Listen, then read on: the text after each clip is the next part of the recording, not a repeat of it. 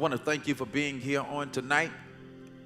Show me how to supersize God's kingdom. I am unemployed, but I do not have to be. I want to begin this message on tonight by simply stating that the word Christian literally means to be Christ-like.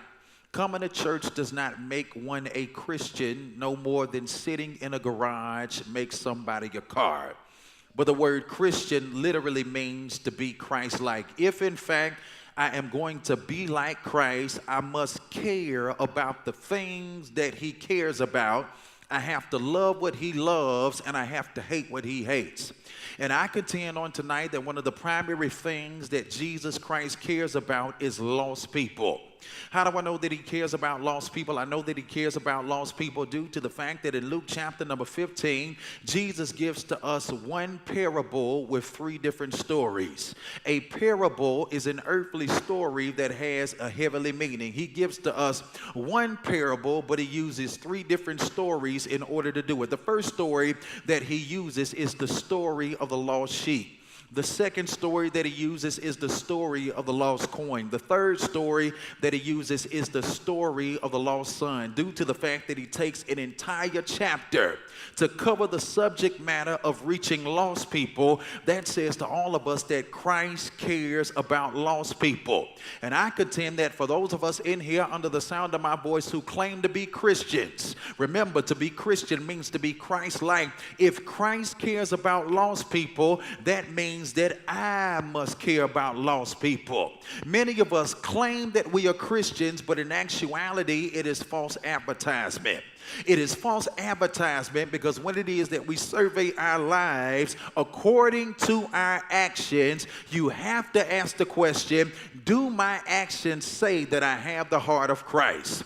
Do my actions say that I have the mind of Christ? Do my actions say that I care about lost people the same way that Christ cares about lost people? And 90% of the people who are in church are sitting in church, but we do not have the heart of Christ because we don't feel the same way about lost people that he feels about lost people. Can we do a survey on tonight?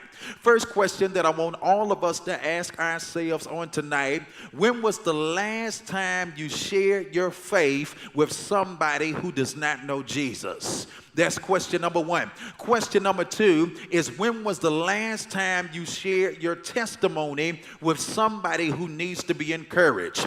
That's question number two. Question number three, when was the last time you invited somebody to come to church? Let me back it on up because somebody just missed it. Question number one, when was the last time you shared your faith with somebody who did not know Jesus? Question number two, when was the last time you shared your testimony with somebody who needs to be encouraged?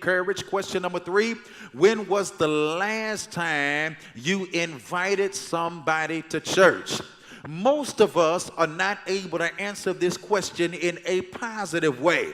And according to how we are able to answer this question, many of us would have to contend that Christ cares about lost people, but my own personal actions do not speak that I care about lost people. But if in fact I am going to be a Christian, to be Christian means to be Christ-like, and because Christ cares about lost people, guess what? We should care about lost people. Somebody shout, I care about lost people. Need you to shout it to the whole east side here. Just somebody shout, I care about lost people. Pastor Beavers, what do you mean about lost people? I'm talking about those that are unsaved, those that are unchurched, those that are unplanted. Three categories of lost people that are not in my notes on tonight. I need you to write it down. Those that are unsaved, those that are unchurched, those that are unplanted. Those that are unsaved are people who do not know Jesus. Those that are unchurched, they know Jesus, but they are not involved in the church. Those that are unplanted are in church, but they are not growing because they have not planted themselves in a local church. They go from church to church. In other words, you can be in church and still not be growing because you never settle yourself inside of a local church.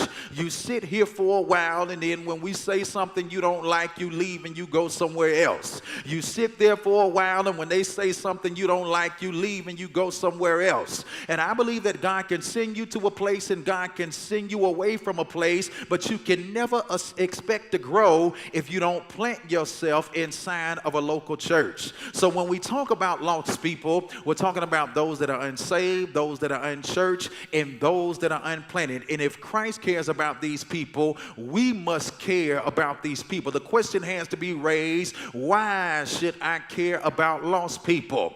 I should care about lost people, number one, because of the reality of heaven and the reality of hell. Everybody shout the reality of heaven. Everybody shout the reality of hell.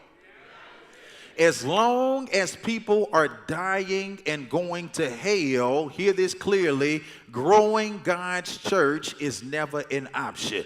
I'm going to say it again. As long as people are dying and going to hell, growing God's church is never an option. I'm going to say it one last time because I want you to allow this to sink deep down inside of your spirit. As long as people are dying and going to hell, growing God's church is never an option. Many of us have heard about hell. Many of us have heard about heaven. Many of us have read about hell. Many of us have read about heaven. But many of us do not believe in the hell and the heaven that we read about, because if we really believe that hell was as bad as the Bible describes it to be, and if we really believe that heaven was as good as the Bible describes it to be, you'd be busting your behind trying to keep other people out of hell. You wouldn't be satisfied with just you going to heaven. You want to bring somebody else with you. So watch this. According to Revelation chapter number 21, verse number 4, I want you to write that down. I want you to read it. Revelation 21, verse number 4. Heaven is a place where there is no more death. Everybody shout, no more death. Everybody shout, no more mourning. Everybody shout, no more crying. Everybody shout, no more crying.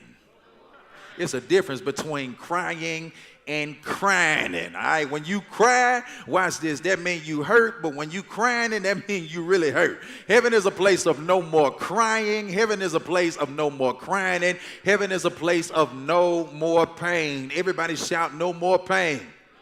Isn't that a place that you want to be? Heaven is a place where we will spend eternity in the presence of Jesus the Christ, Son of the living God. And in his presence, there is no pain. In his presence, there is no sickness. In his presence, there is no death. In his presence, there is no crying. In his presence, there is no more mourning. All of that we experience in heaven, according to Revelation chapter number 21, verse number 4. Although heaven is that kind of place, the Bible describes hell in Revelation 21, verse number 8 as a place where people burn eternally with fire. Somebody shout, burn eternally with fire. Not only do they burn eternally with fire, the Bible describes hell as the second death due to the fact that we are eternally separated from God.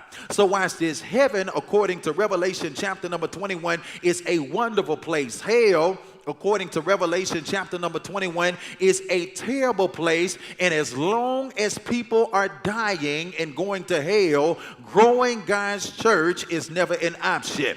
Why is it never an option? It's never an option because, watch this, when the church grows, heaven gets bigger and hell gets smaller.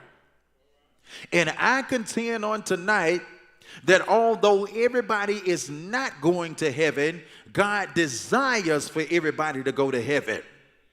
I'm going to say it again. Although everybody is not going to heaven, God desires for everybody to go to heaven, and God wants to use us in order to make it happen.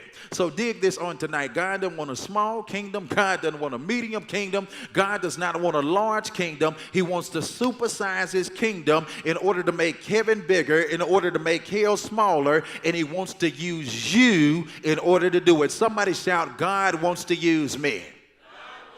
As this pertains to Matthew chapter number 9, Jesus the Christ is speaking to his disciples. That really doesn't mean much to you until you come to the understanding there are two groups of people who hung around Jesus. The first group of people who hung around Jesus were the crowds. Let the church shout, the crowds.